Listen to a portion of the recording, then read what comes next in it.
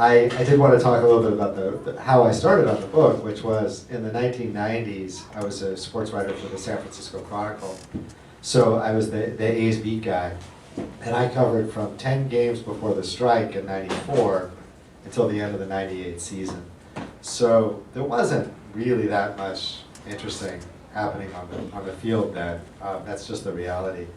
But one of the fascinating things was Sandy Alderson, who had come out of nowhere, Harvard Law, former Marine, and taken the A's, built an A's team that, of course, won the World Series in '89, the Earthquake Series. And then when I was there, Billy Beane, former player, was his assistant general manager. And the two of them had this close relationship. It was really fascinating to watch. I went to college at Berkeley, and I thought that I was going to get my PhD in theoretical astrophysics. I loved astronomy. I went to Berkeley. I ended up falling in love with writing. I fell in love with the writing of a writer named Roger Angell, the New Yorker magazine, who I later worked with on a book project.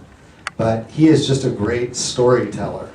So he can tell you any story about people, about something that happened, and make it feel like more than what you just saw with your own eyes. So that's when I really fell in love with baseball all again, is when I could tell stories about it. And I've been a writer ever since. In 1989, Sandy Alderson was a gem. His Athletics won the World Series when he was their GM. Stephen, during your superb research, what were the most interesting facts or stories that you learned about the '89 World Champion A's? 89, I mean, what really fascinated me is people talk about Moneyball, and it's so great. You can go to a party with 50 people, and they're all talking about Moneyball, and they mean 50 different things. What are they talking about? Well, you know, what really interests me is the way that Sandy Alderson, very early on in the 80s, he came in, people always say he came in as general counsel, which is partly true, but he came in as vice president and general counsel. He always had authority of baseball operations. They gave Billy Martin the title of general manager because he wanted it, but Alderson was always involved in that. And he had to really sort through what he thought. He was always a believer in Earl Weaver's vision of get two people on, hit a 3-run homer, that wins games. But he started using statistical analysis. He was driving across the bridge from San Francisco here to the East Bay and listened to KQED-FM and heard a guy named Eric Walker, who had a program then. Eric Walker was the other Bill James.